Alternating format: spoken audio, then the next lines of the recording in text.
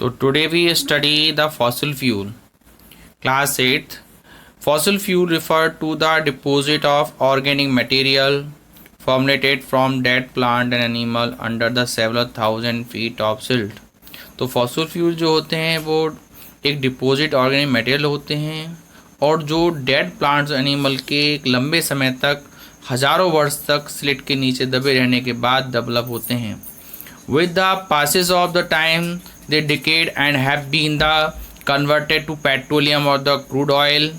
एक लंबे समय के पास होने के बाद हज़ारों सालों के बाद ये कन्वर्ट हो जाते हैं पेट्रोलियम में और क्रूड ऑयल्स में, कोल्स, नेचुरल गैस में बदल जाते हैं on exposure to high heat and the pressure deep. इन पर तेज़ तापमान होता है और काफ़ी गहरा प्रेशर होता है।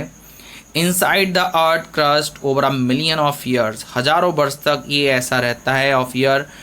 And hence they are also known as the non renewable energy sources. इसलिए इनको दोबारा से उत्पन्न नहीं किया जा सकता है, उत्पन्न किया जाता है लेकिन उसको लंबे समय लगता है, हज़ारों वर्ष लगते हैं। उसको हम फॉसिल फ्यूल कहते हैं। लुक लाइक दिस, जैसे कोल, पेट्रोलियम, डीजल, एलपीजी, ये सब क्या है, पेट्रोलियम पदार्थ हैं। अब बात करते हैं क्लासिफिकेशन ऑफ फॉसिल फ्यूल की। तो fossil fuel can be classified into coal, petroleum and the natural gas.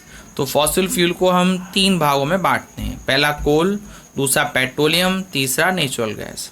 अब कोल क्या है, पेट्रोलियम गैस क्या है, इनके बारे में आगे देखते हैं। तो first we understand about the कोल।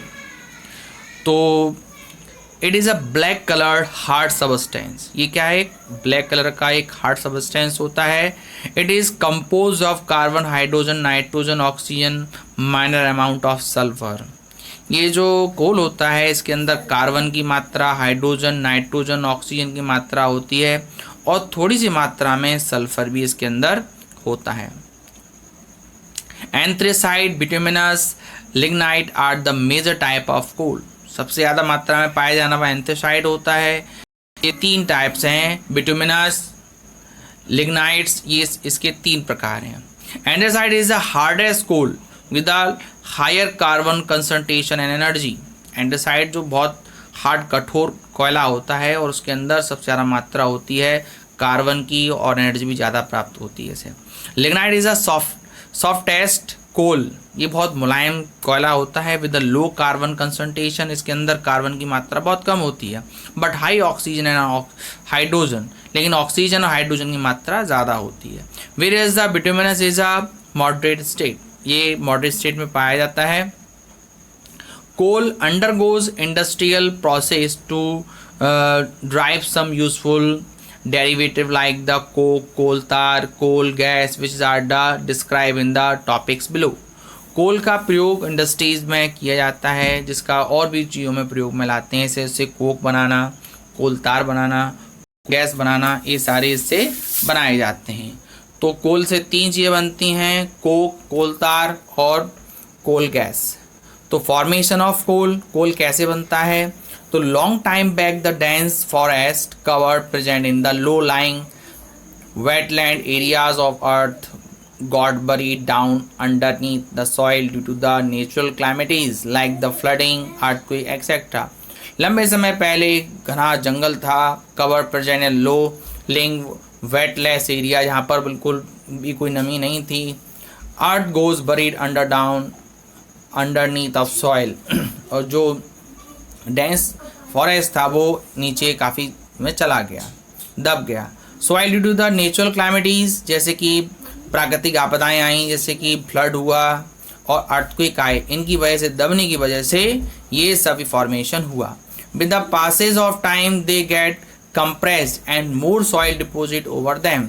लंबा समय व्यतीत होने के बाद ये कंप्रेस्ड हुए, दब गए और इन पर बहुत सारी मिट्टी डिपोजिट हो गई, लंबे समय तक ये ऐसे ही रहे। They encountered high temperature and pressure, they descend deeper and deeper. लंबे समय तक टेम्परेचर बना रहा, प्रेशर बना रहा और ये काफ़ी गहराई में नीचे चले गए, डीपर एंड डीपर।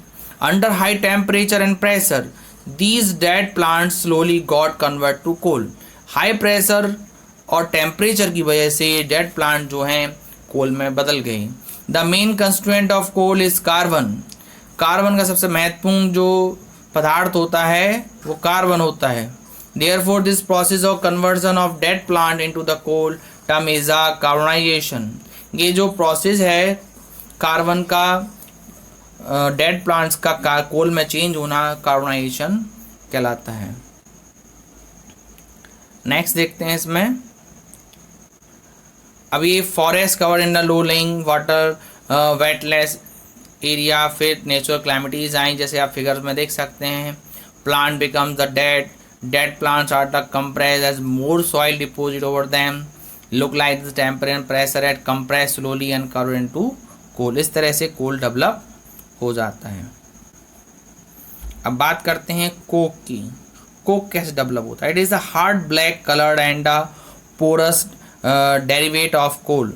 ये भी हार्ड होता है और कोल से तैयार किया जाता है। It is pure form of carbon. ये कार्बन की सबसे शुद्ध फॉर्म होती है। Which less content of the impurities, कम मात्रा में इसमें दूसरी चीज़ें पाई जाती हैं। It has a high carbon content, सबसे ज़्यादा मात्रा में इसके अंदर कार्बन पाया जाता है। It is used as a fuel in the metal industries. Metal industry में इसका प्रयोग किया जाता है for manufacturing steel and extracting many metals. इससे स्टील और बहुत सारे मेटल्स का मतलब एक्सट्रैक्शन किया जाता है। कोक है ये। कोक के बाद देखते हैं हम कोल तार। कोल तार क्या है? It is a nearly black thick and viscous liquid. ये क्या है? सबसे काला मोटा थिक विगस लिक्विड होता है। It possesses a characteristics smell. इसकी अलग प्रकार की स्मेल होती है। It contain a 42% carbon, 48% hydrocarbons and rest of the percent is occupied water. और इसके अलावा इसमें वाटर 10% वो वाटर होता है। It is extensively use starting material in the industry for the manufacturing the synthetic dyes. इससे सिंथेटिक डाइज बनाई जाती हैं। एक्सप्लोसिव, जलने मतलब ज्वलनशील होता है। Drugs, paints and perfume and photographic material and many more, बहुत सारी चीज़ें से बनाई जाती हैं। Naphthalene was used as a moth repellent in the storage areas are the derivatives of the coal tar. Naphthalene was जो कीड़े मकोड़ों को मारने में प्रयोग में की, वो भी इसे तैयार की जाती है। अर्लियर कोल तार were the extensively use for the metalling rods. ज़्यादातर रोड्स जो होते हैं रोड बनाने में काम में लाया जाता था। But nowadays a bitumen has replaced coal tar to serve this purpose.